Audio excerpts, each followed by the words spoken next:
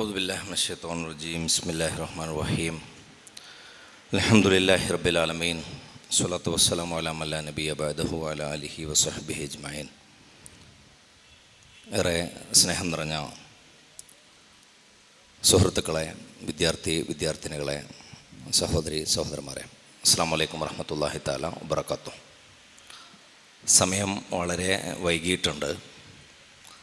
നിങ്ങൾ എങ്ങനെയാണ് ഈ അവസാന സെഷനിലെ സംസാരത്തെ ഏറ്റെടുക്കുക എന്നുള്ളതിനെ സംബന്ധിച്ച് നല്ല ആശങ്കയുണ്ട്. സംഘാടകർ എന്നെ ഏൽപ്പിച്ച വിഷയം അതിൻ്റെ ഒരു കോറിൽ തയ്യാറാക്കി തന്നെയാണ് ഞാൻ വന്നിട്ടുള്ളത്.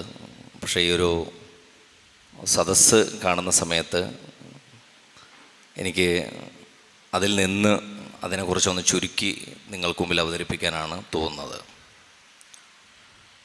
ഇത്രയും നേരം നമ്മൾ ഇവിടെ ചെലവഴിച്ച സമയം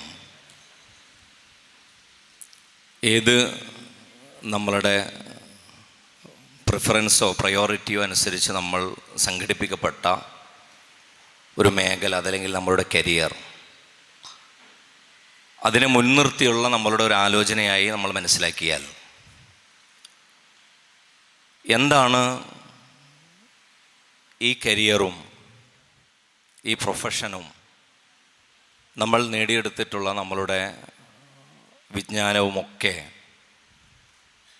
at the end of the day ഇതിന് അവസാനം നമുക്ക് നൽകുന്നത് എന്താണ് എന്നുള്ളത് വളരെ പ്രധാനപ്പെട്ട ഒരു ചോദ്യമായ ഒരു വിശ്വാസി എന്നുള്ള നിലയിൽ നമുക്ക് മുമ്പിലുണ്ട് എന്നുള്ളതാണ് എനിക്ക് ഏൽപ്പിക്കപ്പെട്ട വിഷയത്തിൻ്റെ ഒരു ചുരുക്കം എന്ന് പറയുന്നത്. ഏത് വീക്ഷണകോണിലൂടെയാണോ നിങ്ങൾ ലോകത്തെ നോക്കിക്കാണുന്നത്,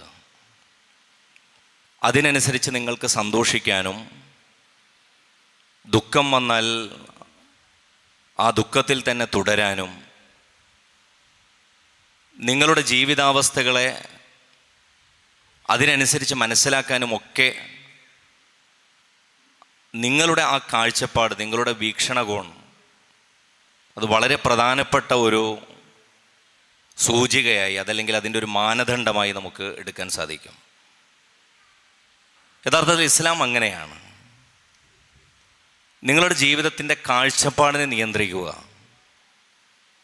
നിങ്ങളുടെ ജീവിതത്തിൽ നിങ്ങൾ എന്തും നേടട്ടെ, അറിയട്ടെ, നിങ്ങൾ എവിടെയും എത്തട്ടെ, നിങ്ങൾ ആരുമാകട്ടെ, എത്ര ഉയരത്തിലും നിങ്ങൾ പറക്കട്ടെ, എത്ര താഴ്ചയിലും നിങ്ങൾ വീണ് കിടക്കട്ടെ, അതിനെ നോക്കിക്കാണാനുള്ള നമ്മളുടെ പെർസ്പെക്റ്റീവ്, നമ്മളുടെ ഒരു വീക്ഷണകോൺ, കാഴ്ചപ്പാട്, ഇത് മനുഷ്യന് നൽകപ്പെടുന്നത് നമ്മൾ പ്രകീർത്തിക്കുകയും പ്രശംസിക്കുകയും ചെയ്യുന്ന സാമാന്യ അറിവ്, അതല്ലെങ്കിൽ സയൻറ്റിഫിക് അറിവ് എന്ന് പറയുന്ന ആ അറിവിനപ്പുറവുമുള്ള ഒരു അറിവ് വെച്ചുകൊണ്ടാണ്. അതായത് ഇസ്ലാം നമ്മളോട് സംസാരിക്കുന്നത് ഇവിടുത്തെ അറിവ് വെച്ചിട്ടല്ല, ഔട്ടർ വേൾഡിൻ്റെ, മനുഷ്യനാൽ സാധ്യമാകുന്ന ഒരു അറിവ് മനുഷ്യൻ എത്ര തന്നെ പ്രാപ്യമാണ്, തനിക്ക് കൈപ്പീലിയിൽ ഒതുക്കാവുന്നതാണ് എന്ന് തന്നെ വാദിച്ചാലും പുറമേ നിന്നൊരറിവ് വന്നിട്ടില്ലെങ്കിൽ മനുഷ്യന് കിട്ടാത്തൊരറിവ്, അതിനെയാണ് വഹി എന്ന് പറയുന്നത്. അപ്പോൾ ഈ വഹിയിൻ്റെ അകമ്പടിയിൽ മനുഷ്യന് സാധ്യമായ, മനുഷ്യന് കരസ്ഥമാക്കാൻ പറ്റിയ എല്ലാ അറിവുകളെയും എങ്ങനെ ഗൈഡ് ചെയ്യാം എന്നുള്ളതാണ് ഇസ്ലാം ആലോചിക്കുന്ന വളരെ പ്രധാനപ്പെട്ട ഒരു വിഷയം. നിങ്ങളുടെ ലളിതമായ മനസ്സിലാക്കലിന് വേണ്ടി ഞാനൊരു ഉദാഹരണം പറയാം. സയ്യിദുന ആദം അലൈഹിസ്സലാമയുടെ സൃഷ്ടിപ്പുമായി ബന്ധപ്പെട്ട് അല്ലാഹു സുബ്ഹാനഹു വ തആല മലക്കുകളോട് വിസ്തരിക്കുന്ന ഒരു സന്ദർഭം വിശുദ്ധ ഖുർആനിലുണ്ട്. ഈവൻ ഏഞ്ചൽസ് ആസ്ക് എന്ന് പറഞ്ഞിട്ടൊരു പുസ്തകം തന്നെയുണ്ട്. മാലാഖമാർ പോലും ചോദിക്കുന്നു എന്ന ജെഫ്രി ലാങ്കിൻ്റെ ഒരു പുസ്തകം IPH വിവർത്തനം ചെയ്തിട്ടുണ്ട് മലയാളത്തിലേക്ക്. അതായത് മാലാഖമാർ ചോദിക്കുകയാണ്, എന്താണ് ഈ മനുഷ്യൻ്റെ പ്രത്യേകത, എന്താണ് ഈ മനുഷ്യൻ, എന്താണ് യഥാർത്ഥത്തിൽ ഉദ്ദേശിക്കുന്നത് ഇവൻ്റെ സൃഷ്ടിപ്പ് കൊണ്ട്? പടച്ചവൻ്റെ ഉത്തരം, വിവരം പഠിപ്പിച്ചുകൊണ്ട് ആ വിവരം മാലാഖമാർക്ക് പഠിപ്പിക്കാതെ മനുഷ്യനെ ശ്രേഷ്ഠനാക്കി എന്ന് പറയുന്ന ഒരു പ്രോസസ്സിലൂടെയാണ് സംഭവിക്കുന്നത്. വഅല്ലമ ആദമൽ അസ്മാഅ കുല്ലഹാ സുമ്മ അറളഹും അലൽ മലായിക ഫഖാല അംബിഊനി ബിഅസ്മാഇ ഹൗലാഇ ഇൻ കുൻതും സ്വാദിഖീൻ. അതായത് എന്തിനാണ് സൃഷ്ടിക്കുന്നത് ഇക്കൂട്ടരെ എന്നുള്ളതിന് അള്ളാഹ് പറയുന്നത് ഇന്നി അഅലമു മാ ലാ തഅലമൂൻ എന്നാണ്. നിങ്ങൾ കരുതാത്ത ചിലത് ഞാൻ ഇവനെ കൊണ്ട് കരുതുന്നുണ്ട്. അങ്ങനെ ആദ്യമായി പഠിപ്പിക്കപ്പെടുന്ന അറിവ് ഇസ്മിൻ്റെ അറിവാണെന്നാണ്. അതായത് നാമങ്ങളാണോ, ധാതുവാണോ, ക്രിയയാണോ, അതായത് വെർബാണോ, നൗണാണോ എന്നുള്ളതിനെക്കുറിച്ചൊക്കെ മുഫസ്സിറുകൾക്കിടയിൽ വ്യത്യസ്തമായ അഭിപ്രായ വ്യത്യാസങ്ങളുണ്ട്. പക്ഷേ എന്തോ ഒരു അറിവ് നൽകി. എന്നിട്ട് മാലാഖമാരോട് ചോദിച്ചു, എന്താണ് ഈ വസ്തുക്കളെക്കുറിച്ച് നിങ്ങളുടെ അറിവ്, അതല്ലെങ്കിൽ നിങ്ങളുടെ കമൻറ്റ്? അള്ളാഹുവിൻ്റെ മലായിക്കത്തുകൾ പറഞ്ഞത് സുബ്ഹാനക ലാ ഇൽമ ലനാ ഇല്ലാ മാ അല്ലംതന ഇന്നക അൻതൽ അലീമുൽ ഹക്കീം. പടച്ചോനെ, ഇതെന്ത് ചോദ്യമാണ്? കാരണം ഞങ്ങൾ പഠിപ്പിച്ചു തന്നിട്ടില്ല. ഇത് പഠിപ്പിച്ചിട്ടുള്ളത് ഇപ്പോൾ മനുഷ്യനെയാണ്. ഞങ്ങളിത് പഠിപ്പിച്ചിട്ടില്ല. ഞങ്ങളുടേത് വേറൊരു OS ആണ്, ഞങ്ങളുടേത് വേറൊരു സിസ്റ്റമാണ്. അതല്ലെങ്കിൽ ഞങ്ങൾക്ക് ഈ വിവരം നൽകപ്പെട്ടിട്ടില്ല. ഈ ലോകത്ത് ആദ്യമായി മനുഷ്യനിൽ അറിവ് നിറക്കപ്പെട്ടു എന്നുള്ളതിനെക്കുറിച്ച് പറയുന്ന സൂചന വരുന്നത് ആദ്യത്തെ സന്ദർഭത്തിൽ തന്നെ ആദമിൽ നിറക്കപ്പെടുന്ന ഈ അറിവാണ്. ഇപ്പം ഇന്ന് നമ്മൾ സംസാരിക്കുന്ന ഈ മൈക്കിന് മുമ്പിൽ നിന്ന് ഞാൻ നിങ്ങളോട് കൈമാറുമ്പോൾ ഉപയോഗിക്കുന്ന ആശയങ്ങളും പദങ്ങളും പദപ്രയോഗങ്ങളും ഒക്കെയും വഅല്ലമ ആദമൽ അസ്മാഅ കുല്ലഹ, ആ അറിവിൽ നിന്ന് രൂപപ്പെട്ടതാണ് എന്നാണ് നമ്മൾ വിശ്വസിക്കുന്നത്. പക്ഷെ ആ അറിവ് മാത്രം മനുഷ്യന് മതിയോ? അതായത് മനുഷ്യനിൽ നിലീനമായ ഈ അറിവുകളാണ് നമ്മുടെ necessity is the mother of invention എന്ന് പറയും. ആവശ്യങ്ങളാണ് കണ്ടുപിടുത്തങ്ങളുടെ മാതാവ് എന്ന് പറയാറുണ്ട്. അതായത് ഈ ലോകത്ത് മനുഷ്യൻ ഖിലാഫത്ത് മാത്രമല്ല, ഈ ലോകത്ത് ഇമാറത്തു കൂടി ഏൽപ്പിക്കപ്പെട്ടിട്ടുള്ള മനുഷ്യനാണ്. അതായത് അള്ളാഹുവിൻ്റെ പ്രതിനിധിയായി ഭൂമിയിൽ വന്നപ്പോൾ ഈ ഭൂമിയെ എങ്ങനെ മുന്നോട്ട് നയിക്കണം എന്നുള്ളതിനെ സംബന്ധിച്ച അറിവ് കൂടി, ഈ അറിവ് ഉള്ളടക്കം ചെയ്യപ്പെട്ട് ഈ ലോകത്ത് വന്നിട്ടുള്ളവനാണ് അള്ളാഹു സൃഷ്ടിച്ച മനുഷ്യൻ എന്ന് പറയുന്നത്. പക്ഷേ ഈ മനുഷ്യൻ ആദ്യമായി തെറ്റുവരുത്തി എന്ന് വിശുദ്ധ ഖുർആൻ പറയുന്നു. ആദമിന് തെറ്റുപറ്റി എന്ന് പറയുന്നത് അറിവിനോടൊപ്പം തെറ്റുപറ്റി എന്നാണ്. അറിവ് പഠിപ്പിക്കപ്പെട്ട ശേഷമാണ് വിലക്കുകളുടെ ഒരൊറ്റ വിലക്കിനെ പോലും മറികടക്കാൻ, അതല്ലെങ്കിൽ അതിൽ നിന്ന് പോലും മാറി നടക്കാൻ സാധിക്കാതെ ജീവിതത്തിൽ തെറ്റുപറ്റി എന്നാണ്. പക്ഷേ അല്ലാഹു സുബ്ഹാനഹു വ തആല അവിടെ ഫതലഖ ആദമു മിർ റബ്ബിഹി കലിമാത്തിൻ ഫതാബ അലൈഹി ഇന്നഹു ഹുവ തവ്വാബുർ റഹീം. എങ്ങനെയാണ് തെറ്റുപറ്റിയാലൊന്ന് പശ്ചാത്തപിക്കുക എന്ന് പോലും മനുഷ്യൻ അറിയില്ലായിരുന്നു എന്നാണ്. അങ്ങനെയുണ്ടല്ലോ, ഇപ്പോൾ നമ്മൾ തൗബ ചെയ്യുക, അള്ളാഹുവിലേക്ക് കൈനീട്ടുക, പടച്ചവനോട് ഇരക്കുക, ഇതുപോലും നിങ്ങളെ പഠിപ്പിച്ചത് പടച്ചവനാണെന്നാണ് വിശുദ്ധ ഖുർആൻ പറയുന്നത്. ഫതലഖ ആദമു മിർ റബ്ബിഹി കലിമാത്തിൻ ഫതാബ അലൈഹി. എങ്ങനെയാണ് തൗബ ചെയ്യേണ്ടതെന്ന് പോലും ആദം റബ്ബിൽ നിന്ന് കേട്ടുപഠിച്ചു, സ്വീകരിച്ചു. അതിനുശേഷം തൗബ ചെയ്തു, ഫതാബ അലൈഹി, അപ്പോൾ അള്ളാഹു ആ തൗബ സ്വീകരിച്ചു എന്നാണ്. ഇതിനുശേഷം ഭൂമിയിലേക്ക് പറഞ്ഞേക്കപ്പെടുകയാണ് മനുഷ്യൻ. ഞാൻ വളരെ സാഹൂതം അതിൽ നിങ്ങളുടെ ശ്രദ്ധ തിരിയേണ്ടുന്ന ഒരു ഭാഗമായി സൂറത്തുൽ ബഖറയിലെ ഈ വിശദാംശങ്ങൾ നിറഞ്ഞ ഈ പേജിന് ശേഷം തൊട്ടടുത്ത പേജിൽ അള്ളാഹു ഹവ്വാ ബീവിയോടും ആദം നബി അലൈഹി ഇസ്ലാമിയോടും പറയുന്നുണ്ട്, കുൽ നഹ്ബിതു മിൻഹാ ജമീഅ ഫഇമ്മാ യഅതിയന്നകും മിന്നി ഹുദൻ ഫമൻ തബിഅ ഹുദായ ഫലാ ഖൗഫുൻ അലൈഹിം വലാ ഹും യഹ്സനൂൻ. ഇനി നിങ്ങൾ പുറത്തിറങ്ങിക്കോ, ഇനി നിങ്ങൾ ഭൂമിയിലേക്ക് പോയിക്കോ. ഫഇമ്മാ യഅതിയന്നകും മിന്നി ഹുദൻ, ഇനി നിങ്ങൾക്ക് ഹുദ വരും. നിങ്ങൾക്കിപ്പോൾ അറിവുണ്ട്, പക്ഷെ അറിവ് മാത്രം പോരാ. ഫഇമ്മാ യഅതിയന്നകും മിന്നി ഹുദൻ ഫമൻ തബിഅ ഹുദായ, അപ്പോൾ ആരാണോ എൻ്റെ ഹുദയെ അതത് സന്ദർഭങ്ങളിൽ പിൻപറ്റുന്നത്, ഫലാ ഖൗഫുൻ അലൈഹിം വലാഹും യഹ്സനൂൻ, അവർക്ക് ഖൗഫിൻ്റെ പ്രശ്നമില്ല, അവർക്ക് ഹുസ്നിൻ്റെ പ്രശ്നമില്ല, അവർക്ക് ബേജാറിൻ്റെ പ്രശ്നമില്ല, അവർക്ക് വെപ്രാളത്തിൻ്റെ പ്രശ്നമില്ല, അവർക്ക് പേടിയുടെ പ്രശ്നമില്ല, അവർക്ക് ദുഃഖത്തിൻ്റെ പ്രശ്നമില്ല. മനുഷ്യർക്ക് സംഭവിക്കാവുന്ന ജീവിതത്തിലെ എല്ലാ അസ്വസ്ഥതയെയും രണ്ട് പദങ്ങളിലേക്ക് ഉള്ളടക്കം ചെയ്താൽ അതിന് പറയാവുന്ന മാക്സിമം വിശദീകരണമാണ് പേടിയും ദുഃഖവും.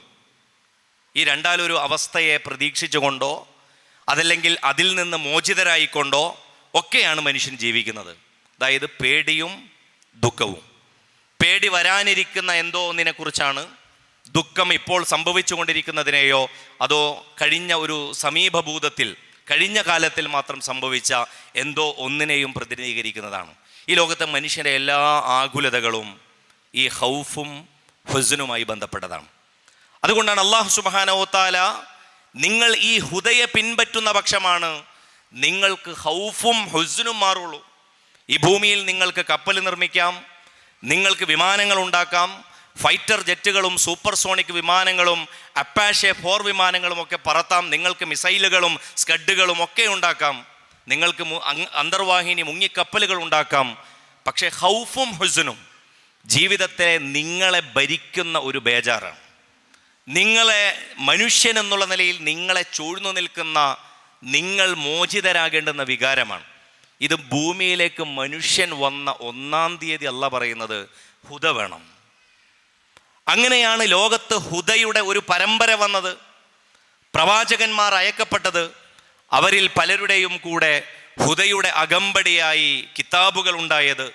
അവയിൽ ഏറ്റവും വിസ്തൃതമായ വിഖ്യാതമായ ഹുവല്ലദീ അർസല റസൂലഹു ബിൽ ഹുദ, വെറും ഹുദയല്ല, അൽ ഹുദ വെച്ചുകൊണ്ട് അല്ലാഹു സുബ്ഹാനഹു വ തആല ഈ ലോകത്ത് അവസാനത്തെ പ്രവാചകനെ പറഞ്ഞയക്കുമ്പോൾ അൽ ഹുദ കൊടുത്തുകൊണ്ട് ഈ ലോകത്തിൻ്റെ നിത്യസമാധാനത്തിൻ്റെ ഖൗഫും ഹുസ്നും പൂർണ്ണമായി ഇല്ലായ്മ ചെയ്യേണ്ടതിൻ്റെ ഒരു ആവശ്യകതയെ മുൻനിർത്തി അതിൻ്റെ സാക്ഷാത്കാരമായി അന്ത്യ റസൂൽ മുഹമ്മദ് മുസ്തഫ സ്വല്ലല്ലാഹു അലൈഹി വസല്ലമയെ ഇതിൻ്റെ പകർന്നാട്ടത്തിന് വേണ്ടി, ഇതിൻ്റെ ആവിഷ്കാരത്തിന് വേണ്ടി, ഇതിൻ്റെ ഒരു എംബോഡിമെൻറ്റിന് വേണ്ടി, ഇതിൻ്റെ ഒരു പേഴ്സണിഫിക്കേഷന് വേണ്ടി റസൂലുള്ളാഹി സ്വല്ലല്ലാഹു അലൈഹി വസല്ലം എന്ന് പറയുന്ന ഒരു മഹാവ്യക്തിത്വത്തെ കൂടെ അയക്കുന്നത്.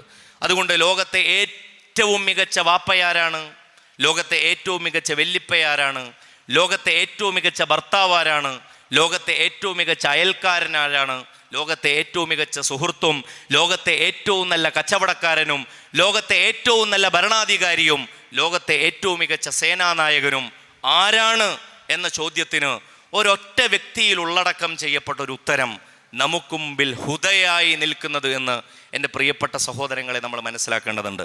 അതുകൊണ്ട് നമ്മളുടെ ഈ സയൻസ് അന്വേഷണം, അതല്ലെങ്കിൽ നമ്മളുടെ സോഷ്യൽ സയൻസിൻ്റെ അന്വേഷണങ്ങൾ, അതല്ലെങ്കിൽ വെറും സയൻസ് മാത്ര ശാസ്ത്രമാത്ര വാദങ്ങളായി പറയപ്പെടുന്ന സയൻറ്റിസം പോലെയുള്ള വാദങ്ങൾ നമുക്ക് മുമ്പിൽ വരുന്ന സമയത്ത് നമ്മൾ ആ വിവരങ്ങളൊക്കെ ഒരു ഭാഗത്ത് വെച്ചുകൊണ്ട് വിവരങ്ങളാണ്.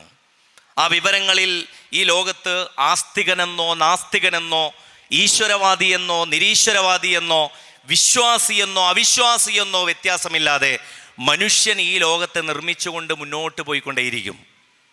അതുകൊണ്ട് വിശ്വാസിയാണോ കപ്പൽ കണ്ടുപിടിച്ചത്, അവിശ്വാസിയല്ലേ കമ്പ്യൂട്ടർ കണ്ടുപിടിച്ചത് എന്ന ചോദ്യത്തിന് യഥാർത്ഥത്തിൽ ഇസ്ലാമിൽ പ്രസക്തിയില്ല. മറിച്ച് വിശ്വാസം അലൈൻ ചെയ്യുന്നത് നിങ്ങളുടെ സാംസ്കാരിക, ധാർമ്മിക, ദാർശനിക ബോധങ്ങളെയാണ്, നിങ്ങളുടെ മൊറാലിറ്റിയെയാണ്. നിങ്ങളുടെ ഈ മൊറാലിറ്റി നിങ്ങൾക്ക് നിർമ്മിച്ചെടുക്കാൻ, അതുകൊണ്ടാണ് സയ്യിദ് അബുലാല മൗദൂദി റഹ്മത്തുള്ളാഹി അലൈഹി ഇസ്ലാമിക പ്രസ്ഥാനത്തിൻ്റെ സ്ഥാപക നേതാവായി നമ്മൾ പറയുമ്പോൾ തന്നെയും കഴിഞ്ഞ നൂറ്റാണ്ടിൽ അദ്വിതീയമായ ഒരു പണ്ഡിത വ്യക്തിത്വത്തിനുടമയായിരുന്നു സയ്യിദ് മൗദൂദി എന്ന് നമ്മൾ പറയാനുള്ള കാരണം, അന്നത്തെ ദർശനങ്ങൾക്ക് സമാനമായി അതിനോടൊപ്പം ചേർത്ത് ഇസ്ലാമിനെ ഈ അടിസ്ഥാനത്തിൽ നിന്ന് വിശദീകരിക്കുകയായിരുന്നു സയ്യിദ് മൗദൂദി റഹ്മത്തുള്ളാഹി അലൈഹി ചെയ്തത്. അതുകൊണ്ട് സയ്യിദ് മൗദൂദി ഈ അറിവിനെക്കുറിച്ച് പറഞ്ഞത്, നമ്മൾ അന്വേഷിക്കുന്ന ഈ വിജ്ഞാനത്തെക്കുറിച്ച് പറഞ്ഞത്, പാശ്ചാത്യൻ്റെ അറിവ് അവൻ ഒരു പാശ്ചാത്യനാണ് എന്നുള്ളത് കൊണ്ടല്ല പ്രശ്നമാകുന്നത്. അവനിരിക്കുന്ന ദിക്കിൻ്റെ പ്രശ്നമല്ല, മറിച്ച് അവൻ വിഭജിച്ച അറിവിൻ്റെ കിഴക്കും പടിഞ്ഞാറും എന്നുള്ള അവൻ വിഭജിച്ചൊരു വിഭജനമുണ്ട്. അതുകൊണ്ട് ആ പാശ്ചാത്യൻ്റെ അറിവിന് മുമ്പിൽ സയ്യിദ് മൗദൂദി പറഞ്ഞു, അവൻ്റെ കേന്ദ്രം പ്രപഞ്ചമാണ്, എന്നാൽ നിങ്ങളുടെ കേന്ദ്രം ഈ പ്രപഞ്ചത്തെ സൃഷ്ടിച്ച അള്ളാഹുവാണ്. അതുകൊണ്ട് നിങ്ങൾക്ക് ഫിസിയോളജിയും കെമിസ്ട്രിയും ബയോ കെമിസ്ട്രിയും അനാറ്റമിയും ഒക്കെ വളരെ പ്രധാനപ്പെട്ടതാണ്, ജീവിതത്തിൽ മനുഷ്യരെ സംബന്ധിച്ചിടത്തോളം വളരെ പ്രധാനപ്പെട്ടതാണ്. ഇനി അതല്ല, ഈ പ്രപഞ്ചവുമായി ബന്ധപ്പെട്ട നിങ്ങളുടെ ഓഷ്യോനോഗ്രാഫിയും അതല്ലെങ്കിൽ എന്തൊക്കെയുണ്ടോ, മനുഷ്യർക്ക് സാധ്യമായിട്ടുള്ള എന്തൊക്കെ വിവരമുണ്ടോ അതൊക്കെയും വളരെ പ്രധാനമാണ്. പക്ഷെ അതെല്ലാം മഖ്ലൂക്കുകളാണ്, അവയെല്ലാം അള്ളാഹുവിൻ്റെ സൃഷ്ടികളാണ്. നിങ്ങൾ ചന്ദ്രനിലെത്തിയാലും അള്ളാഹുവിൻ്റെ ഒരു സൃഷ്ടി അള്ളാഹുവിൻ്റെ മഹത്തായ മറ്റൊരു സൃഷ്ടിയിലെത്തി എന്ന് പറയുന്ന ഒരു വ്യത്യാസമാണ് യഥാർത്ഥത്തിൽ മനുഷ്യൻ്റെ പുരോഗമനത്തിനുള്ളത് എന്നുള്ളത് സയ്യിദ് മൗദൂദി വിശദീകരിക്കുന്നുണ്ട്. മാത്രമല്ല, നിങ്ങളുടെ കേന്ദ്രം എന്താണ്? നിങ്ങൾ പ്രപഞ്ചത്തെ കേന്ദ്രമാക്കിയാണോ ഈ അള്ളാഹുവിനെ കേന്ദ്രമാക്കിയാണോ? അതായത് മഖ്ലൂക്കായ പ്രപഞ്ചത്തെ കേന്ദ്രീകരിച്ചാണോ പഠിക്കുന്നത്, ഖാലിക്കായ അള്ളാഹുവിനെ കുറിച്ചാണോ പഠിക്കുന്നത്? അത് നേരത്തെ ഞാൻ സൂചിപ്പിച്ച നിങ്ങളുടെ പെർസെപ്ഷൻ, നിങ്ങളുടെ കാഴ്ചപ്പാട്, നിങ്ങളുടെ ജീവിതത്തോടുള്ള നിങ്ങളുടെ വീക്ഷണകോൺ ഇത് നിർമ്മിക്കുന്നതിൽ വളരെ പ്രധാനപ്പെട്ടതാകും എന്ന് സയ്യിദ് മൗദൂദി പറയുന്നുണ്ട്. രണ്ടാമതായി അദ്ദേഹം ഉണർത്തുന്നത്, നിങ്ങളുടെ മുമ്പിൽ ഒരു ശരീരമാണുള്ളത്. കണ്ണും മൂക്കും കാതും ഉദരവും കൈകാലുകളുമുള്ള ഒരു മനുഷ്യൻ. ആ മനുഷ്യനെ ഉടുക്കാനും ആ മനുഷ്യന് തിന്നാനും ആ മനുഷ്യന് കുടിക്കാനും ആ മനുഷ്യൻ നടക്കാനും അവനെ പ്രദർശിപ്പിക്കാനുമുള്ള ഈ മേനിയഴകും ഈ ശരീര വടിവുമാണോ എല്ലാം എന്നാണ്, അത് തന്നെയാണ് ജീവിതം എന്ന് തീരുമാനിച്ചുറപ്പിച്ചിട്ടുള്ള ഭൗതിക ലോകത്ത് നിന്ന് അവനുള്ളിൽ ഉള്ളടക്കം ചെയ്യപ്പെട്ടിട്ടുള്ള വേറൊരു അവനുണ്ട്, വേറൊരു അവളുണ്ട്. അതാണ് യഥാർത്ഥത്തിലുള്ള അവൾ, യഥാർത്ഥത്തിലുള്ള അവൻ. ഈ ലോകത്ത് നിശ്ചിതമായ സമയം സഞ്ചരിക്കേണ്ടുന്ന അവൻ്റെ ഒരു വാഹനം മാത്രമാണ് ശരീരം. ആ ശരീരത്തെ പാലിച്ചും പോറ്റിയും അതിന് തിന്നാനും ഉടുക്കാനും കുടിക്കാനും കൊടുത്ത് അതിൻ്റെ രുചിവക ഭേദങ്ങളിൽ ഗവേഷണം നടത്തി അതിനുടുക്കാനുള്ളൊരു വസ്ത്രത്തെക്കുറിച്ച് അതിൻ്റെ മാച്ചിങ്ങിനെ കുറിച്ച് പോലും അങ്ങേയറ്റം തലപുകഞ്ഞാലോചിക്കുന്ന നിങ്ങൾക്ക് എന്തുകൊണ്ട് അതിനുള്ളിലുള്ള മനസ്സിനെക്കുറിച്ച്, നിങ്ങളാകുന്ന ആത്മാവിനെക്കുറിച്ച്, നിങ്ങളാകുന്ന അസ്തിത്വത്തെക്കുറിച്ച് ആലോചിക്കാൻ പറ്റുന്നില്ല എന്ന് പരമ്പരാഗത വിദ്യാഭ്യാസത്തെക്കുറിച്ചും ഇസ്ലാമിക വിദ്യാഭ്യാസത്തെക്കുറിച്ചും വേർതിരിച്ച് പറയുന്നിടത്ത് തഅലീമാത്തിൽ സയ്യിദ് അബുൽ അഅ്ല മൗദൂദി പറയുന്നുണ്ട്. മൂന്നാമത്തെ വ്യത്യാസം, നിലവിലുള്ള വിദ്യാഭ്യാസം നിങ്ങളുടെ ഇന്നിൽ മാത്രമാണ് കേന്ദ്രീകരിക്കുന്നതെങ്കിൽ, ഭാവിയിലേക്കുള്ള നിങ്ങളുടെ ഉപകരണങ്ങളെക്കുറിച്ച് മാത്രമാണ് സംസാരിക്കുന്നതെങ്കിൽ, നിങ്ങൾക്ക് വരാനിരിക്കുന്ന ഒരു ലോകത്തെക്കുറിച്ചുകൂടി സംസാരിക്കുന്ന ഒരു വിദ്യാഭ്യാസമാണ് ഇസ്ലാമിൻ്റേത് എന്നാണ്. അതായത് പോലീസും അള്ളാഹുവും ചേർന്ന, അതായത് നിയമപാലനം മനുഷ്യരായി തന്നെ ഉറപ്പുവരുത്താനും അതേസമയം നിയമപാലകരില്ലെങ്കിൽ കൂടിയും നിങ്ങൾക്ക് വിധി പറയുന്ന ദിവസം അള്ളാഹുവിന് മുമ്പിൽ നിൽക്കേണ്ടുന്ന, ഉത്തരം ബോധിപ്പിക്കേണ്ടുന്ന ഒരു ദിവസത്തെ പ്രതി നിങ്ങൾ ആലോചിച്ചു കൊണ്ടാണ് നിങ്ങളുടെ ജീവിതത്തിൻ്റെ കണക്കു പുസ്തകത്തെ നിങ്ങൾ കൂട്ടിക്കിഴിക്കേണ്ടതെന്ന് സയ്യിദ് അബുൽ അഅ്ല മൗദൂദി പറയുകയാണ്. ഇത് സയ്യിദ് മൗദൂദി വിശദീകരിച്ച് വെച്ച കാര്യമല്ല, മറിച്ച് അതായത് മുന്നിലുള്ള ദൈവമാണോ മുന്നിലുള്ള പ്രപഞ്ചമാണോ വലുത്? നിന്റെ മുന്നിലുള്ള ശരീരമാണോ നിന്റെ മുന്നിലുള്ള മനസ്സാണോ വലുത്? അതല്ല, നിന്റെ മുന്നിലുള്ള ഇന്നാണോ, ഇന്ന് തീർന്നു പോയാൽ നാളെ വരുന്ന യഥാർത്ഥ നാളെയാണോ പ്രശ്നമെന്ന് ചോദിക്കുകയാണ്. അതുകൊണ്ട് വിശ്വാസിക്കാവശ്യം ഹൗഫിൽ നിന്നും ഹുസനിൽ നിന്നും ആദം അലൈഹിസ്സലാമയോട് ഈ ഭൂമിയിലേക്ക് ദുനിയാവിലെ 1-ാം തീയതി പറയുന്നത്, ദുനിയാവിലേക്ക് വരുന്ന 1-ാം തീയതി പറയുന്നത് ലാ ഖൗഫുൻ അലൈഹിം വലാ ഹും യഹ്സനൂൻ എന്നാണ്. ദുനിയാവിലെ 31-ാം തീയതി മരണപ്പെടുന്ന മനുഷ്യനോട് മലായിക്കത്തുകൾ പറയുന്നതും ഇന്നല്ലദീന ഖാലു റബ്ബുനല്ലാഹു സുമ്മസ്തഖാമു തതനസ്സലു അലൈഹിമുൽ മലായികത്തു അല്ലാ തഖാഫു വലാ തഹ്സനു എന്ന് തന്നെയാണ്. മരണപ്പെടുന്ന വ്യക്തികളോട് മാലാഖമാരുടെ അകമ്പടിയോടുകൂടി അശരീരിയായി ഉയർന്നു കേൾക്കുന്ന ശബ്ദം, അല്ലാ തഖാഫു നിങ്ങൾ പേടിക്കണ്ട, വലാ തഹ്സനു നിങ്ങൾ ദുഃഖിക്കണ്ട, വഅബ്ശിറു ബിൽ ജന്നത്തില്ലത്തി കുൻതും തുഅദൂൻ നീണ്ടു നിവർന്ന് കിടക്കുകയല്ലേ ഇനിയുള്ള ലോകം, നിങ്ങൾക്ക് ആനന്ദലബ്ധിക്ക് ഇതിനുമേൽ എന്തു വേണം? ഇസ്മായിൽ ഹനിയയുടെ രക്തസാക്ഷിത്വത്തെയും ഫലസ്തീനിലെ കുഞ്ഞുമക്കളുടെ ഇളം ചോരയെയുമെല്ലാം നമുക്ക് റിലേറ്റ് ചെയ്യാൻ സാധിക്കുന്നത് അനശ്വരത നേടിയ ജീവിതം എന്ന നിലക്കാണെങ്കിൽ പ്രിയപ്പെട്ടവരെ, ലാ ഖൗഫുൻ അലൈഹിം വലാ ഹും യഹ്സനൂൻ അല്ലാ തഖാഫു വലാ തഹ്സനു എന്ന വിശുദ്ധ ഖുർആനിൻ്റെ എവിടെയാണ് നമ്മൾ സ്വസ്ഥത നേടുന്നത്? എന്തിലാണ് നമ്മൾ സമാധാനം ആഗ്രഹിക്കുന്നത്? നമ്മൾ അറിയപ്പെട്ട ഡോക്ടറായേക്കാം, അറിയപ്പെട്ട എഞ്ചിനീയർ ആയേക്കാം, നമ്മളുടെ കരിയർ വൈസ് പ്രൊഫഷണൽ വൈസ് നമുക്ക് പടച്ചവൻ തരുന്നതിൽ ഏറ്റവും ഉയർന്നൊരു സ്ഥാനത്ത് നമ്മൾ എത്തിയേക്കാം. പക്ഷെ അപ്പോഴും നമ്മൾ മനസ്സിലാക്കേണ്ട ഒരു കാര്യം, അവിടെയും നിങ്ങൾ പരീക്ഷിക്കപ്പെടുകയാണ്. അവിടെയും നിങ്ങൾ ജീവിതത്തിൻ്റെ അർത്ഥഗർഭമായ നിങ്ങളുടെ പ്രാതിനിധ്യത്തെ, അള്ളാഹുവിൻ്റെ ഖലീഫ എന്നുള്ള നിലക്കുള്ള നിങ്ങളുടെ പ്രാതിനിധ്യത്തെ, റെപ്രസെൻറ്റേഷനെ അടയാളപ്പെടുത്താൻ നിങ്ങൾക്ക് ശേഷിയുണ്ടോ എന്ന് നിങ്ങളെക്കുറിച്ച് ആലോചിക്കുകയാണ്. അതുകൊണ്ടാണ് അല്ലാമ മുഹമ്മദ് ഇക്ബാലിൻ്റെ വളരെ മനോഹരമായൊരു കവിതയുണ്ട്. അദ്ദേഹം വളരെ മെറ്റഫറിക്കലായി അദ്ദേഹം സംസാരിക്കുന്ന അദ്ദേഹത്തിൻ്റെ ഒരു പക്ഷിയോട് അദ്ദേഹം സംസാരിക്കുകയാണ്. ഏ താഇറ ലാ ഹോത്തി ഉസ് റിസ്ക് സെ മോതച്ചി ജിസ് റിസ്ക് സെ ആത്തി ഹോ പർവാസ് മേ കോതാഹി. ഏ താഇറ ലാ ഹോത്തി, അല്ലയോ എൻ്റെ പ്രിയപ്പെട്ട പക്ഷി. പക്ഷിയോട് അഭിസംബോധന ചെയ്ത് ഇക്ബാൽ പറയാണ്, അല്ലയോ പ്രിയപ്പെട്ട പക്ഷി, നിനക്ക് ആ ഭക്ഷണത്തെക്കാൾ നല്ലത് മരണമാണ്. ഉസ് റിസ്ക് സെ മൗതച്ചി ജിസ് റിസ്ക് സെ ആത്തി ഹോ പർവാസ് മേ കോതാഹി. നിനക്ക് ഒന്ന് പറന്നെഴുന്നേൽക്കുന്നതിൽ നിനക്ക് തടസ്സമാകുന്നൊരു ഭക്ഷണമുണ്ടല്ലോ, അതായത് നീ പറന്നുയരാനാണ് നിനക്ക് ചിറകുകളുള്ളത്, ഈ വിഹായസിൻ്റെ വിരിമാറുള്ളത്, ഈ ആകാശ വഴികളുള്ളത്, ഇവിടേക്ക് പറന്നുയർന്നേണ്ടുന്ന ആകാശ നീലിമ നിനക്ക് മുമ്പിൽ ഇത്രമേൽ വിശാലമായി പടച്ചവൻ ഉണ്ടാക്കിയിരിക്കെ നീ ഭൂമിയിൽ നെന്മണികൾ കൊത്തിയിരിക്കുകയാണെങ്കിൽ അത് കൊത്തേണ്ടി വരും. കാരണം അത് ജീവിതോപാധിയാണ്. നമ്മളൊക്കെയും ഡോക്ടറായതിനും എഞ്ചിനീയറായതിനും അധ്യാപകനായതിനും കച്ചവടക്കാരനായതിനും ഒക്കെയും പിന്നിൽ ഇനി അതല്ല, ഇതേ അളവിൽ നിങ്ങളുടെ അതേ അധ്വാനത്തോടു കൂടി പഠിച്ചവർ അവർ ഉദ്ദേശിച്ചൊരു കരിയറിൽ എത്തിയിട്ടില്ലെങ്കിൽ പോലും നെഹ്നു ഖസംനാ ബൈനഹും മഈശത്തഹും, അവരുടെ മഈശത്ത് വിഭജിച്ചത് ഈ ലോകത്ത് അവർ എന്ന് അള്ളാഹു തന്നെയാണ് തീരുമാനിച്ചിട്ടുള്ളത്.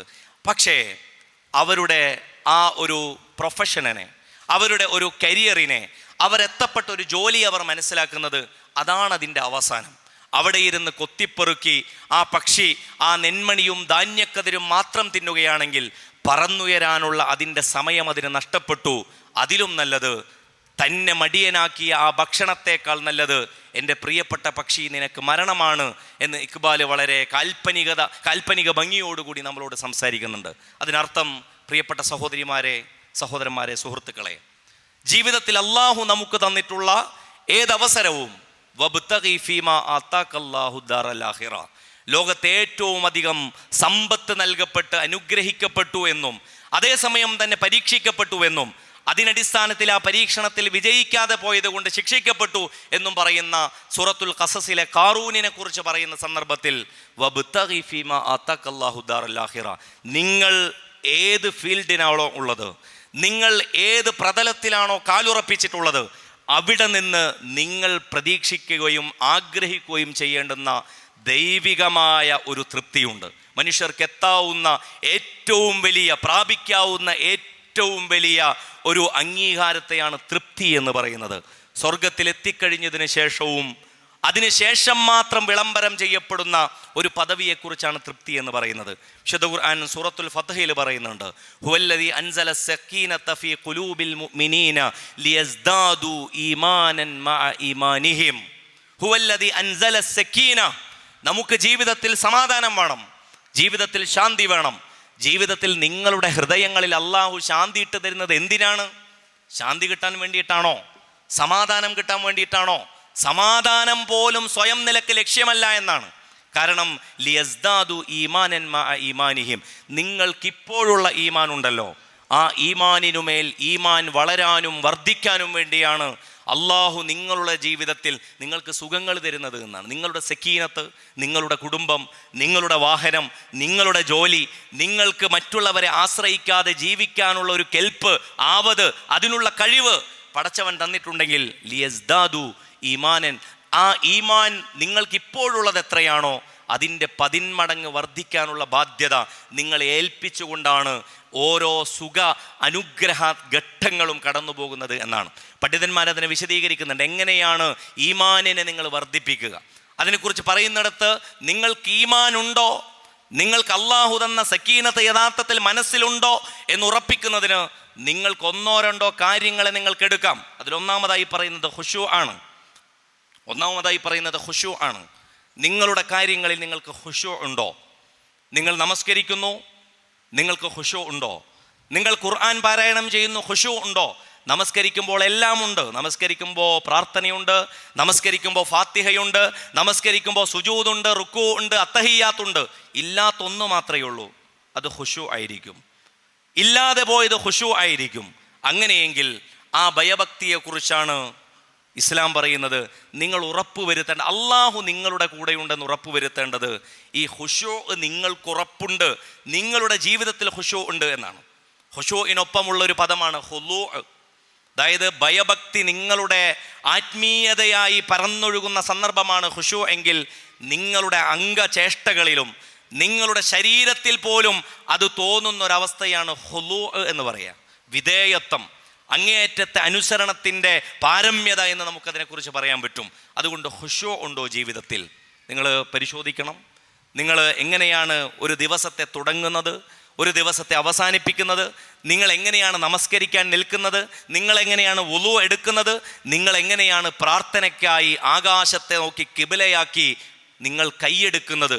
ഇതിൽ ഖുശൂ ഉണ്ടോ എന്നുള്ളതാണ് നിങ്ങൾ ആലോചിക്കേണ്ടത്. നിങ്ങളുടെ വിവരവും നിങ്ങളുടെ വിദ്യാഭ്യാസവും നിങ്ങൾക്ക് ആദ്യാവസാനം സമർപ്പിക്കേണ്ടത് ഇതായിരിക്കണമെന്നാണ്.